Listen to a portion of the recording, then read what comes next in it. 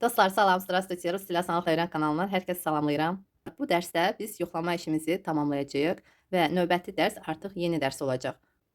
Sizin istəyinizə uyğun olaraq dərs hazırlayacağam və başa salacağam. İnanıram ki, bu yoxlama işindən çoxlarınız uğurla keçirsiniz və çətinliyiniz olsa da cüzi miqdarda olur. Əmr, xahiş formasında olan feillər çox vacibdir. Ümumiyyətlə, feillər danışığımızda vacib rol oynayır və onları bilmək mütləqdir. Siz özünüz də bunu başa düşürsünüz və inanıram ki, çalışıb məhz əmr, xahiş formasında olan feilləri və zamanda olan feilləri öyrənirsiniz. Bu çox vacibdir. Gəlin bu cümlələri təkrar tərcümə edək. Nəyə görə təkrar dedim? Çünki biz bu cümlələri artıq dərsdə tərcümə etmişik. Bəzi dəyişikliklər edib yenidən verdim bu cümlələri ki, siz həm təkrar edəsiniz, həm bildiklərinizi daha da möhkəmləndirəsiniz. Gəlin başlayaq. Deməli, biz bu cümlədə qaldıq. Bağlama qapını və yaxud bağlama pəncərəni.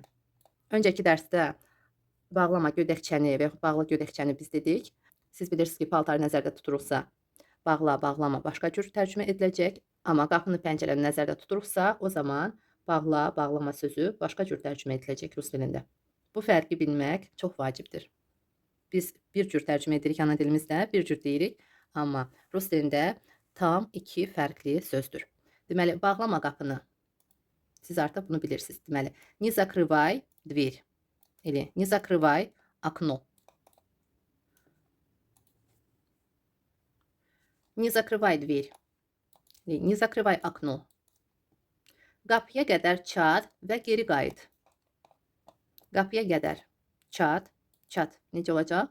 Dойди qədər do двери и qayıt. Вернись geri обратно. И вернись обратно.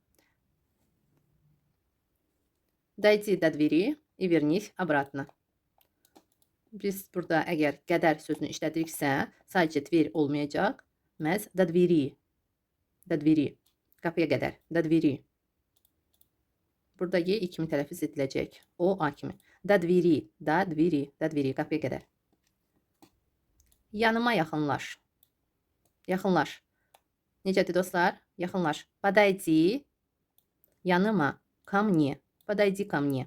Bəli dostlar. Yanıma olacaq. Мне yox. Məhz ко мне. Иди ко мне. Подойди ко мне. Gəl yanıma. Yaxınlaş yanıma.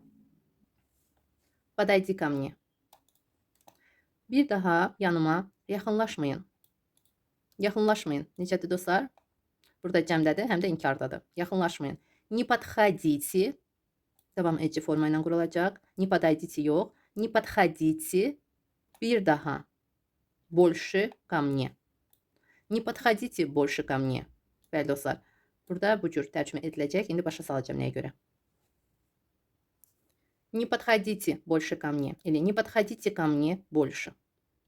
Bu sözlərin yerini dəyişə bilərsiniz. İndi başa salıram nəyə görə больше bir daha kimi belə tərcümə edilir. Deməli, bir daha əgər siz nəsə bir daha yenidən etmək istəyirsinizsə, olacaq еще раз, bir daha. Amma burada belə deyək də bir daha hansı mənadadır dostlar? Siz özünüz başa düşürsünüz. Heç vaxt kimi. Heç vaxt yaxınlaşmayın. Heç vaxt. Rus dilində də var, bəli, никогда. Amma bu feillə məhz bir daha, heç vaxt mənasında больше kimi tərcümə ediləcək. Yadınızda saxlayın. Deməli, bir daha həm еще раз, əgər nəsə yenə istəyirsinizsə etməyə. Больше çoxdur, amma miqdar deyil burada. Görürsünüz, hər hansı bir əşyanın və yaxud belə deyək də meyvənin, tərəvəzin sayı deyil burada. Больше, menьше deyil. Az, çox, yox. Məhz bu feillə yadda saxlayın. Bu bir daha sözü məhz больше kimi tərcümə ediləcək. Gəlin belə qırmızı ilə və yaxud yaşılla, başqa rənglə sizə qeyd edeyim ki, siz bunu söz birləşməsi kimi öyrənəsiniz. Dostlar, yadda saxlayın. Deməli, yaxınlaşmayın bir daha, gəlməyin bir daha, başqa feil də ola bilər. Sadəcə başa düşün ki, bu fikirdə əgər deyirsinizsə, o zaman bir daha olacaq больше. Məsələn, götürmə bir daha, alma bir daha, не покупай больше. Не приходи больше. Gəlmə bir daha. Getmə bir daha. Və yaxud hazırlama bir daha. Gətirmə bir daha. İnanıram ki, aydındır sizə. Bu fikirdə əgər deyirsinizsə, bir daha sözü больше kimi tərcümə ediləcək. Feili siz dəyişə də bilərsiniz, amma fikir, əsas bu fikirdir. İnanıram ki, aydın oldu. Əgər aydın olmadısa, yazın, yenidən çalışacağım, başa salım. Başqa bir nümunələrlə istəsəz, başa salaram. Tək ki, siz anlayasınız, dostlar. Amma inanıram ki, aydın şəkildə başa saldım. Deməli, nəsə bir daha etməməyini istəyirsinizsə, o zaman bir daha sözü больше kimi tərcümə ediləcək. Dənizə yaxın getmə. Dənizə yaxın. Biz burada sözbəsöz də tərcümə edə bilərik, məntiqi də tərcümə edə bilərik. Deməli, getmə, не иди, dənizə yaxın, к морю, sadəcə dənizə, dənizə yaxın, близко к морю. Не иди близко к морю. Eyni zamanda deyə bilərik, не подходи, yaxınlaşma. Не подходи близко к морю. Dənizə yaxın, yaxınlaşma. Dənizə yaxınlaşma, belə deyə bilərik. Deməli, getmə, həm də yaxınlaşma. Getmə, не иди, yaxınlaşma, не подходи близко к морю. Не подходи близко к морю. Gəlin bu cür tərcümə edək. Не иди desəz də düz olar, не подходи desəz də düz olar. Gəlin olduğu kimi sözbəsöz mən sizə yazım. Getmə yazdımsa burada, elə getmə kimi də tərcümə edərik rus dilində. Не иди близко к морю. Burada rus dilində elə bir ki, yenə də istəyir не подходи, yaxınlaşma sözünü. Не подходи. Çalışın не подходи sözü ilə yadda saxlayın. Amma не иди də desəz səhv olmaz yenə də. Deməli, не подходи, yaxınlaşma, dənizə yaxın. Близко к морю. K mütləq olmalıdır. Dənizə tərəfdir, K olacaq. К морю. Gec oyanmağa vərdiş etmə və yaxud öyrəşmə. Necə deyəcəyik? Vərdiş etmə, öyrəşmə.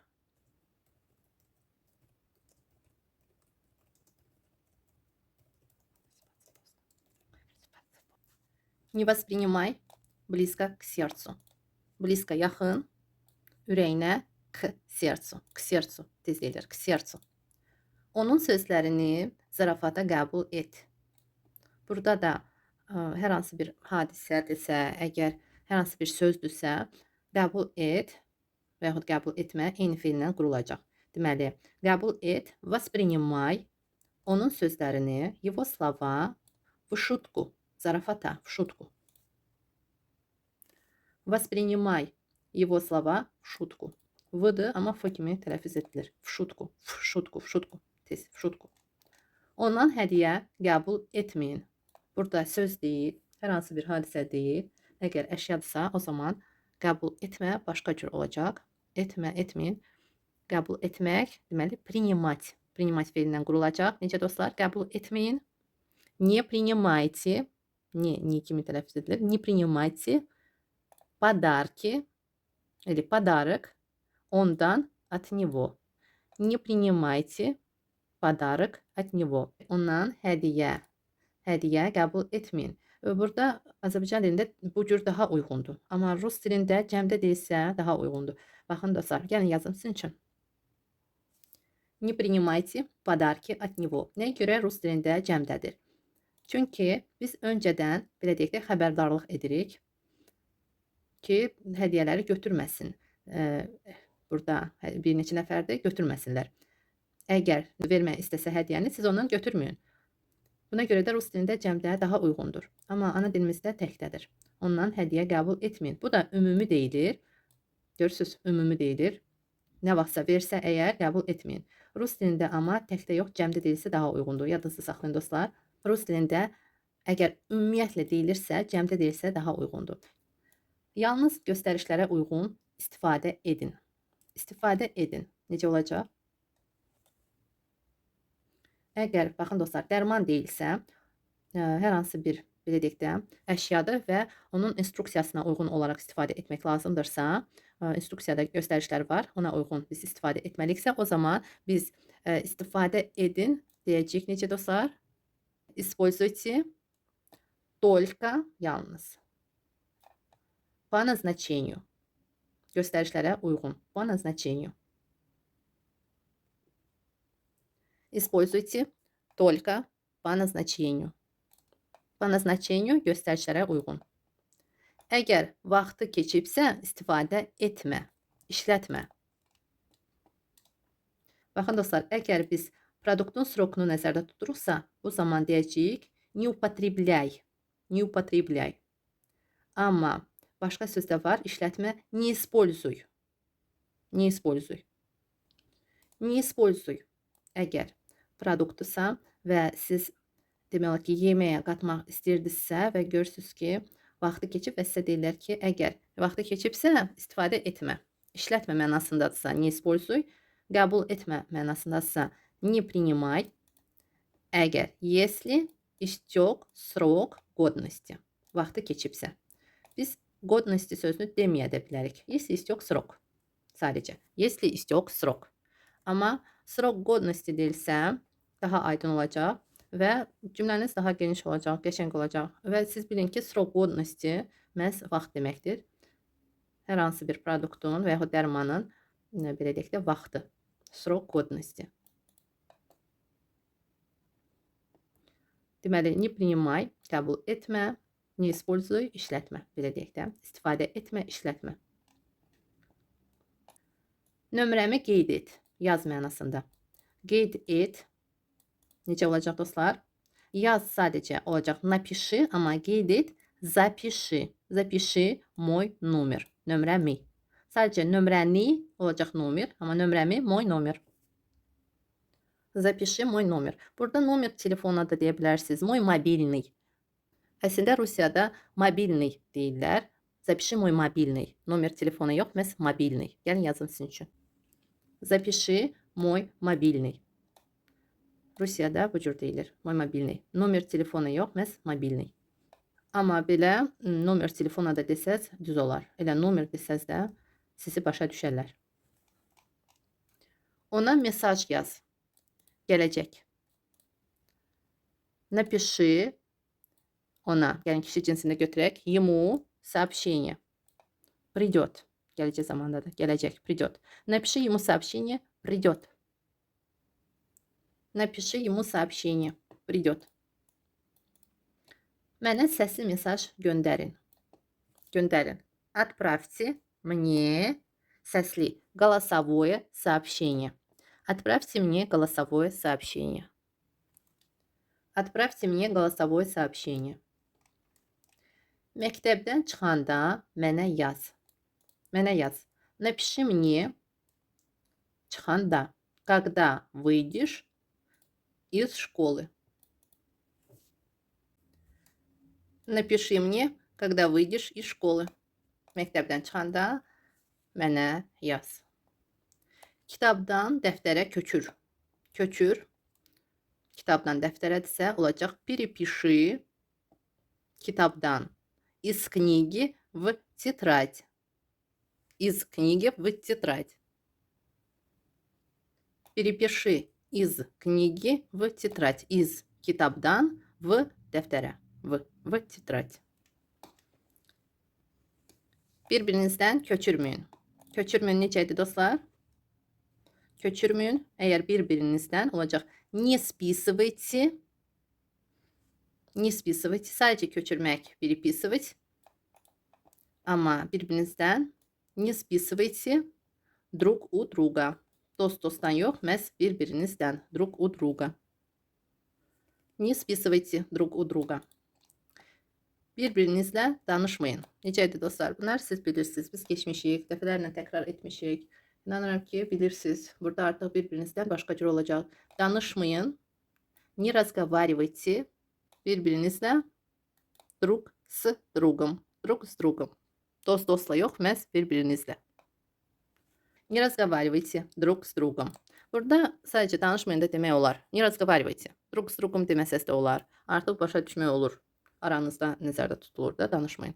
Не разговаривайте. Danışmayın. Ona kompüterin arxasında çox oturmağa qadağan edin. Qadağan edin. Necə idi? Запретите. Qadağan edin. Запретите. Ему çox долго, vaxt baxımından, долго сидеть kompüterin arxasında za kompüterim. Görürsünüz, çox gözəl, geniş cümlədir. Qadağan edin. Deməli, запретите ему долго сидеть за компьютером. Запретите ему долго сидеть за компьютером. Kiməsə qadağan etmək, icazə verməmək olacaq ему. Мне, тебе, ему, ей, нам, вам, им. Запретите ему dolga. Burada çox miqdar baxımından yox, məhz vaxt baxımından. Vaxt baxımındandırsa, mən sizə demişəm ki, много yox, dolga olacaq. Dolga. Dolga sидеть за компьютером. Mənə heç nə qadağan etmə. Qadağan etmə. Не запрещай мне ничего. Или мне ничего не запрещай. Мне nичего не запрещай. Bu cür desək daha yaxşı olar. Nəyə görə? Çünki biz burada məhz mənə qadağan etmə deyirik. Burada fikir daha çox bu sözədir və heç nə sözünədir. Buna görə də biz sözləri birinci tərcümə etsək daha uyğun olar. Çünki burada baxın, sadəcə bir cümlə deyil, məhz emosiyalı cümlədir. Buna görə də biz deyəcəyik, мне ничего не запрещай. Мне ничего не запрещай. Burada nичего sözünü birinci desək də daha yaxşı olar. Nичего мне не запрещай. Nичего мне не запрещай. Bu cür.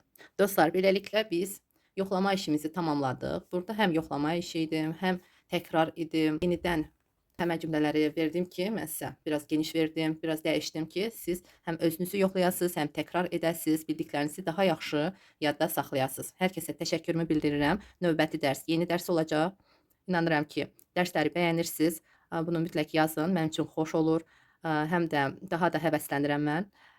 Xoş sözlərinizi əsirgəmirsiniz görürəm. Amma bu cür də davam edin, xahiş edirəm.